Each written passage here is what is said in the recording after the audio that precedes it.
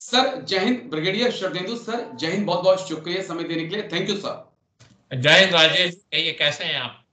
मैं बहुत अच्छा हूं सर, और मैं यही उम्मीद कर रहा हूं कि मेरा प्यारा नॉर्थ ईस्ट का मणिपुर और भारत का मणिपुर जो है वो भी जल्द बहुत अच्छा हो जाए, शांति वहां पर आ जाए। और मेरे बैकग्राउंड में जो एक तस्वीर है वो इसकी वानगी है कि बहुत कुछ अच्छा और बहुत जल्द मणिपुर में कुछ अच्छा होने वाला है सर, और कहूं तो कुछ बड़ा वहां पर होने वाला है।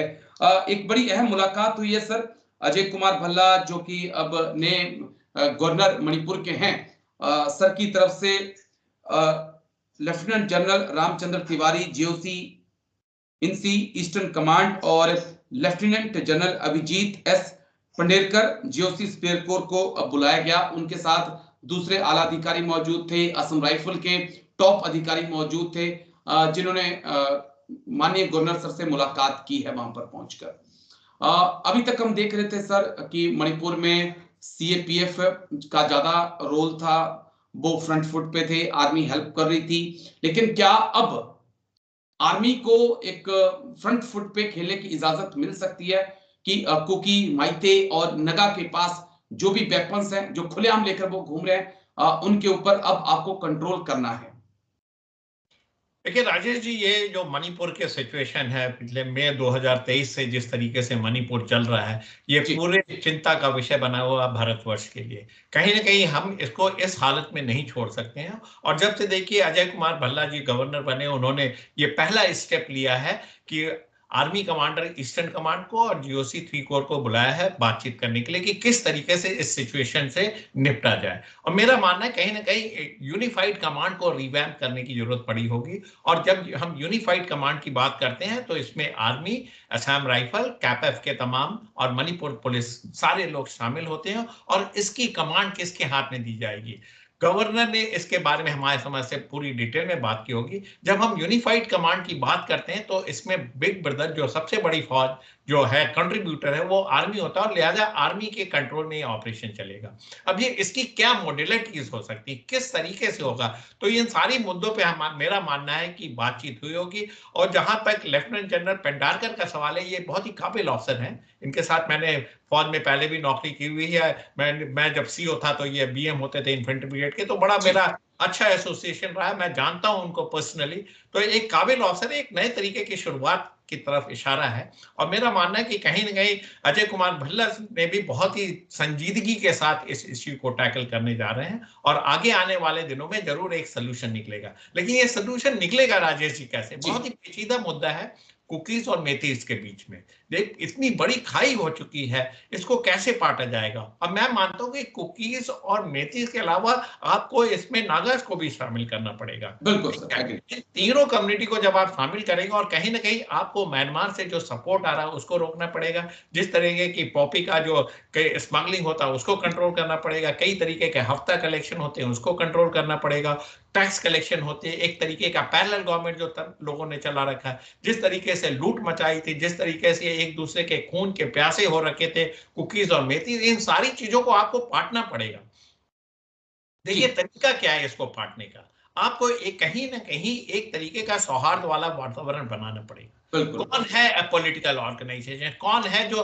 तमाम तरीके के एलिगेशन जो असम राइफल पे लगाए गए, मणिपुर पुलिस पे लगाए गए, एक एडमिनिस्ट्रेशन पे भी लगाया गया कि एडमिनिस्ट्रेशन बायस था, चीफ मिनिस्टर पे लगाया गया एलिगेशन कि वो भी बायस थे। इस तरीके की चीजों को अब दूर करने की बात है। बहुत समय हो गया, इस दो कम्युनिटी को आपस में लड़ने के लिए इस तरीके से नहीं छोड़ा जा सकता है।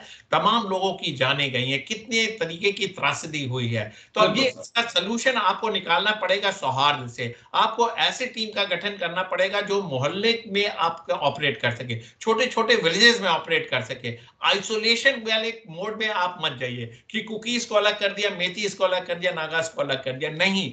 आप जब तक उनको ज्वाइंट में नहीं लाएंगे, एक दूसरे के साथ बैठाएंगे नहीं, उनकी लीडरशिप को साथ में नहीं बैठाएंगे, और एक दूसरे के घावों पे मरहम नहीं लगाएंगे, और साथ में उसको कुरेदेंगे नहीं, और कहीं ना कहीं आपको जो इंसिडेंट हो गया उसको भूलना पड़ेगा। एक बिल्कुल तरीके सर। से जब यूनिफाइड हम कमांड की बात करते करते हैं तो बोलेंगे पिछली जो चीजें हुई वो खत्म, आज से ये नियम लागू होगा जिसमें कुकीज भी साथ बैठेगा, मेथीज भी साथ बैठेगा, कोई डिफरेंस नहीं होगा, चाहे वो इम्फाल का मामला हो चाहे वो चांदपुर का मामला हो। आपको सारे लोगों को बराबर की अहमियत देके एक लॉ एंड ऑर्डर को फिर से एस्टैब्लिश करने की जरूरत है। एक आपको win heart and mind of the people करना पड़ेगा। जो मना में आपको क्या करना पड़ेगा, फाइनेंशियल एड दीजिए, आपको आप तमाम तरीके के फ्री सुविधाएं, मेडिकल एड लगाना पड़ेगा, स्कूलों को रिवैम्प करना पड़ेगा, लोगों को एक तरीके का फाइनेंशियल हेल्प देना पड़ेगा, और आपको उनका जो डिस्ट्रक्शन हुआ है, घर जलाए गए हैं, तमाम तरीके की जो त्रासदियां हुई उसको कंपनसेट करना पड़ेगा। इस तरीके का जब आप ह्यूमैनिटेरियन एड इन एबंडेंस डालेंगे तब कहीं जाके उनके दुख की कमी होगी। अदरवाइज सिर्फ आप पेरिफेरल तरीके से कोई भी एक्शन लेंगे, छोटा सा आपने कोई प्रोग्राम चला दिया, उससे सोल्यूशन नहीं होने वाला है। आपको दोनों कम्युनिटी को एक साथ लाना पड़ेगा जैसा कि मई 2023 के पहले था। लेकिन ये कैसे पॉसिबल है सर, जो चीज मैं समझना चाह रहा हूं, क्योंकि देखिए जब तक कुकी के पास हथियार हैं, जब तक माइते हथियार लेके घूम रहे हैं और खुलेआम घूम रहे हैं सर, और ऐसे वेपन्स जिनका इस्तेमाल मतलब अमेरिकन आर्मी करती है, M4 rifle, M16 rifle, Germany की फौज करती है, वो वेपन्स लेकर वो खुलेआम घूम रहे हैं। जब तक इनके पास वेपन है तब तक क्या शांति की उम्मीद की जा सकती है? और क्या इन वेपन्स को लेकर इंडियन आर्मी को एक व्यापक स्तर पर ऑपरेशन चलाना होगा? आप या तो वेपन सरेंडर करिए, हमारे पास जमा कराइए, नहीं तो हम आपको एक आतंकी मानेंगे और आतंकी के तहत अब आपके ऊपर कार्रवाई की जाएगी, फिर वो कुकी हो, माइते हो या नगा हो। देखिए राजेश जी, हम सब सिक्योरिटी फोर्सेस का हिस्सा रहे हैं। हमारा जो काम करने का तरीका है वो सिविलियन वे ऑफ वर्किंग है, सिविल एडमिनिस्ट्रेशन की तरह हम नहीं काम करते हैं। पहली चीज तो हम एक इम्पार्शियल ऑर्गेनाइजेशन, पॉलिटिकल ऑर्गेनाइजेशन है। मेरे लिए कुकीज, मेथीज और नागा मैटर नहीं करता, हमारे लिए लॉ एंड ऑर्डर मैटर करता है, हमारे लिए देश का कॉन्स्टिट्यूशन मैटर करता है, हमारे लिए वहां के लोगों के हितों की रक्षा करना मैटर करता है। और साथ में जो बाहर के कंट्री जैसे म्यांमार से जो सपोर्ट आ रहा है, जिस तरीके से वेपन है, उसको हमें चेक करना पड़ेगा। अब शुरुआत कैसे होगी? पहले आप देखिए तमाम तरीके के ऑर्गेनाइजेशन बनाइए जिसमें कुकीज और मेथीज का इक्वल रिप्रेजेंटेशन, और उनको एक तरीके से इफेक्टिवली वहां पे इंप्लीमेंट करने दीजिए।